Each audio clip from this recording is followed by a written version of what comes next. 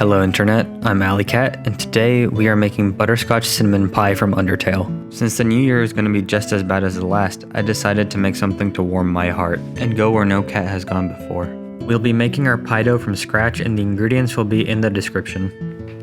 A general rule here is to keep everything cold and not drop your butt. Let's start by getting out our food processor and grating attachment. Put it on and realize you need to take it off to put your flour in, so do that. Also add a pinch of salt even though I forgot to show it. Add the grater back. We're going to turn it on low and push the butter down so it gets grated into small pieces. We're going to use both sticks of butter, but if you want to make a smaller pie and use half of the dough, that's perfectly fine. You should listen to my boy Sans and subscribe. Slowly stream in a little ice water, a tablespoon at a time, until it comes together to make a texture like wet sand. You can pinch it between your fingers to check. It should look a little something like this. Dump it out straight onto your countertop if you have no fear, or onto a mat if you have a little fear. From this point, you want to keep everything like papyrus. Super cool.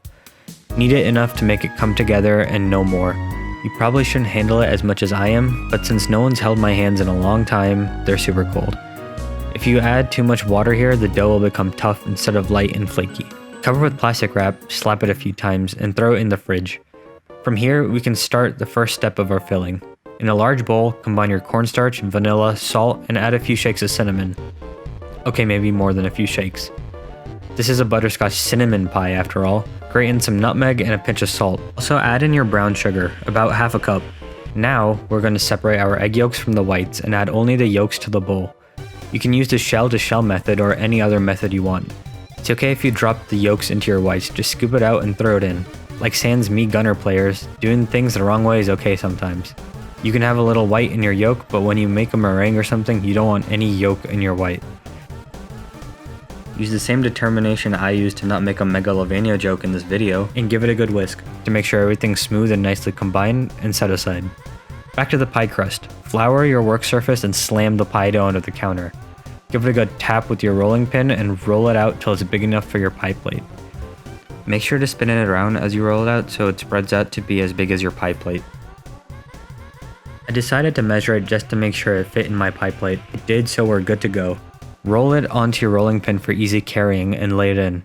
Unfurl and groove out to the music. Tuck the dough into the corners, making sure not to stretch it. If you stretch it, the dough will shrink more than it should.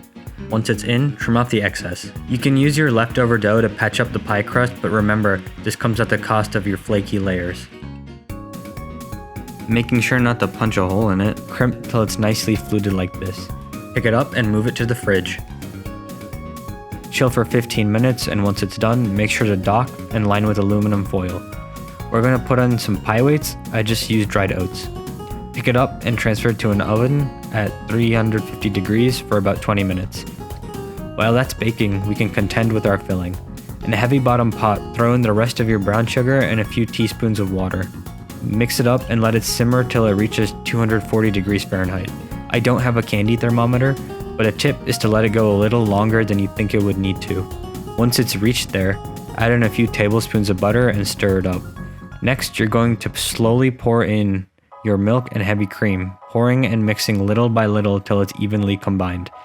Next, we're going to get our egg mixture and pour in a tiny bit of our cream mixture while whisking.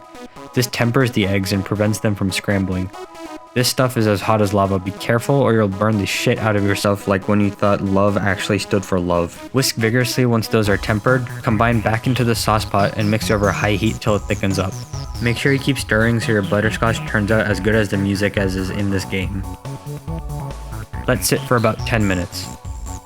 Once your pie dough is out of the oven, remove the pie weights and pour in your butterscotch mixture, being extra careful not to burn yourself, even it out. Put it back in the oven and let bake for about 35 minutes. Once it's done, let it cool. Where does Toriel get the milk for her pie? The only animals in this game that can make milk are goats. Before serving, whip up some whipped cream, slice and serve with said whipped cream, and do a salt bae thing with the cinnamon. Now it's time to taste. The crust was nice and flaky, the butterscotch wasn't overly sweet, and the cinnamon came through very nicely. No wonder Asgore cried when we ate it in front of him.